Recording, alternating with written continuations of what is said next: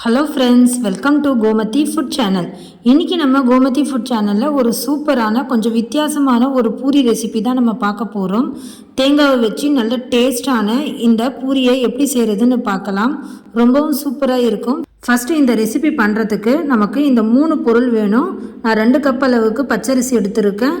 அடுத்து ஒரு அரை கப் அளவுக்கு துருவன தேங்காய், கூடவே ஒரு அரை கப் அளவுக்கு ரவை எடுத்துக்கலாம். இந்த 3 பொருள் வச்சு நல்ல டேஸ்டான சூப்பரான ஒரு பூரி ரெசிபி நம்ம செய்ய போகிறோம். நம்ம மைதாவில் தான் எப்போவுமே பூரி செய்வோம். மைதாவில் செய்யாமல் இந்த மாதிரி கொஞ்சம் வித்தியாசமாக நீங்கள் பூரி செஞ்சு பாருங்கள். இப்போ இந்த பொருள் எல்லாமே நம்ம ஒரு பெரிய அகலமான பாத்திரத்தில் சேர்த்துக்கலாம். ஃபஸ்ட்டு ஒரு அரை கப் அளவுக்கு தேங்காய் துருவல் சேர்த்துக்கோங்க. அடுத்து ஒரு 2 கப் அளவுக்கு அரிசி மாவு. உங்கள்கிட்ட பச்சரிசி மாவு இல்லை புழுங்கல் அரிசி மாவு எதுவாக இருந்தாலும் பரவாயில்லை. ஒரு 2 கப் அளவுக்கு நான் எடுத்திருக்கேன். அடுத்து ஒரு அரை கப் அளவுக்கு ரவை. அடுத்து இந்த பூரிக்கு தேவையான அளவுக்கு உப்பு சேர்த்துக்கோங்க. கூடவே ஒரு 2 ஸ்பூன் சர்க்கரை சேர்த்துக்கோங்க. சர்க்கரை சேர்க்கும்போது பூரி நல்ல டேஸ்ட்டாக இருக்கும். அடுத்து நம்ம எந்த கப்பால் அரிசி மாவு அளந்தோமோ அதே கப்பால் 2 கப் அளவுக்கு தண்ணி சேர்த்துக்கோங்க. இந்த அளவு தண்ணி கரெக்டாக இருக்கும். நீங்கள் கூடுதலாக தண்ணி சேர்த்துட்டீங்கன்னா வேக வைக்கும்போது கூடுதலாக நேரம் எடுக்கும். இந்த அளவுக்கு திக்காக கரைச்சாலே போதும். பாருங்கள், கொஞ்சம் கூட கட்டி இல்லாமல் நல்லா கலந்துக்கோங்க. இப்போ நல்லா கலந்தாச்சு. மாவோட பதம் இந்த அளவுக்கு கொஞ்சம் திக்காக இருக்கும். இப்போ இதை எடுத்து நம்ம அப்படியே ஸ்டவ்வில் எடுத்து வச்சிடலாம்.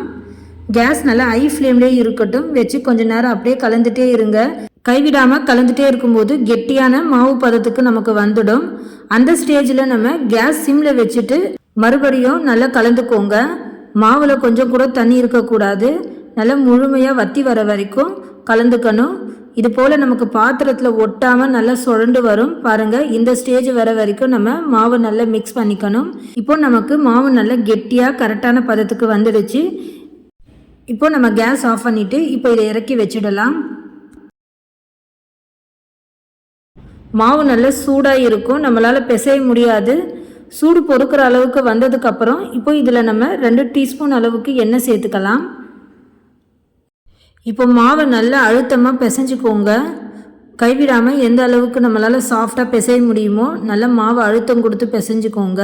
கொஞ்சம் கைக்கு சூடு பொறுக்கிற அளவுக்கு இருக்கட்டும். அப்போ தான் நம்மளால் நல்லா சாஃப்டாக பிசைய முடியும். நல்ல மாவு ஆறிடுச்சுன்னா நம்மளால் பிசைய முடியாது. ரொம்ப ஹார்டாக இருக்கும். இப்போ பாருங்கள், மாவோட பதம் நல்லா சாஃப்டாக இருக்குது. இப்போது இதை நம்ம சின்ன சின்ன உருண்டைகளாக உருட்டிக்கலாம். பூரிக்கு உருட்டுற அளவுக்கு நம்ம உருட்டி எடுத்தாச்சு. இதே போல் நம்ம எல்லாமே உருட்டி எடுத்துக்கலாம். பூரிக்கு நம்ம அரிசி மாவு உருண்டை ரெடி பண்ணியாச்சு. இது போல் ஒரு வாழை இலையில் நீங்கள் கொஞ்சமாக எண்ணெய் சேர்த்துக்கோங்க. ரெடி பண்ண அரிசி மாவு பூரி உருண்டையை நம்ம வாழை இலையில் கொஞ்சமாக எண்ணெய் அப்ளை பண்ணிவிட்டு இதே மாதிரி பூரி போல் தட்டி எடுத்துக்கோங்க. பாருங்கள், நமக்கு பூரி போல் நல்லா ரவுண்டாக இதே போல் நம்ம ஷேப்பில் தட்டி எடுத்ததும் இதை அப்படியே கூட நீங்கள் எண்ணெயில் போட்டு பொரிக்கலாம். இல்லைனா இன்னும் ரவுண்டாக ஷேப்பில் கிடைக்கிறதுக்கு நம்ம இது போல் ஒரு ஷார்ப்பான எட்ஜஸ் உள்ள பவுலில் திருப்பிட்டு நீங்கள் நல்லா ப்ரெஸ் பண்ணிங்கன்னா இன்னமும் நல்ல ரவுண்டான ஷேப்பில் கிடைக்கும்.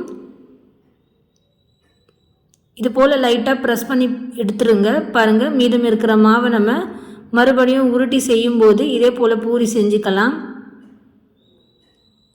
பாருங்கள் ஃப்ரெண்ட்ஸ், நல்லா சூப்பராக ரவுண்டாக கிடச்சிருக்கு. இதே போல் நம்ம மீதம் இருக்கிற மாவையும் இதே போல் நம்ம செஞ்சு எடுத்துட்டோம்னா எண்ணெயில் நம்ம டக்கு டக்குன்னு போட்டு பொரித்து எடுக்கிறதுக்கு ரொம்ப சுலபமாக இருக்கும். இதே போல் மீதம் இருக்கிற நம்ம மாவையும் இதே மாதிரி பூரி போல் தட்டி எடுத்துக்கலாம். பாருங்கள் ஃப்ரெண்ட்ஸ், நம்ம எல்லாமே இதே போல் பூரி போல் செஞ்சு எடுத்தாச்சு. இப்போ நம்ம எண்ணெயில் போட்டு பொரிக்க வேண்டியது தான். இந்த பூரி பொரிக்கிறதுக்கு தேவையான அளவுக்கு கொஞ்சமாக நம்ம கடாயில் எண்ணெய் சேர்த்தா போதும். ரொம்ப நம்ம அதிகமான எண்ணெய் சேர்த்து பொரிக்க தேவையில்லை. பாருங்கள், இந்த அளவுக்கு கொஞ்சமாக எண்ணெய் சேர்த்துட்டு இப்போ இதுக்குள்ளே நம்ம ரெடி பண்ண அரிசி மாவு பூரியை இதுக்குள்ளே சேர்த்துக்கலாம். பூரி எண்ணெயில் போடும்போது எண்ணெய் நல்லா சூடாக இருக்கணும். நல்லா கேஸ் ஹை ஃப்ளேம் மீடியம் ஃப்ளேம்னு மாற்றி மாற்றி வச்சுட்டு பூரியை பொரிச்சிக்கோங்க. ரொம்ப சூப்பராக இருக்கும். கண்டிப்பாக நீங்கள் இந்த பூரியை ட்ரை பண்ணி பாருங்கள். மைதா பூரியை நீங்கள் ஸ்கிப் பண்ணணும்னு நினச்சிங்கன்னா இந்த மாதிரி அரிசி மாவில் பூரி செஞ்சு சாப்பிடுங்க. இந்த பூரிக்கு நமக்கு ரொம்ப எண்ணெயும் செலவாகாது. இந்த அளவுக்கு கொஞ்சமாக எண்ணெய் சேர்த்து பொரிச்சாலே போதும். நம்ம பூரி எல்லாமே பொரித்து எடுத்துடலாம். பாருங்கள், இப்போ 2 பக்கமும் லைட்டாக கொஞ்சம் கலர் வந்ததுக்கப்புறம் இப்போ நம்ம வெளியே எடுத்துடலாம். இதே போல் ஒன்று ஒன்றா போட்டு பொரித்து எடுத்துக்கோங்க.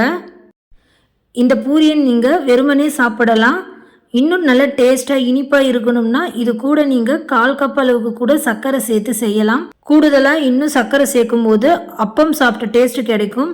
கண்டிப்பாக அந்த மெத்தட்லையும் நீங்கள் ட்ரை பண்ணி பாருங்கள். அதுபோல் செய்யும்போது குழந்தைங்க ஈவினிங்க்கு ஸ்நாக்ஸாக நீங்கள் கொடுக்கலாம். ரொம்ப டேஸ்ட்டாக இருக்கும்.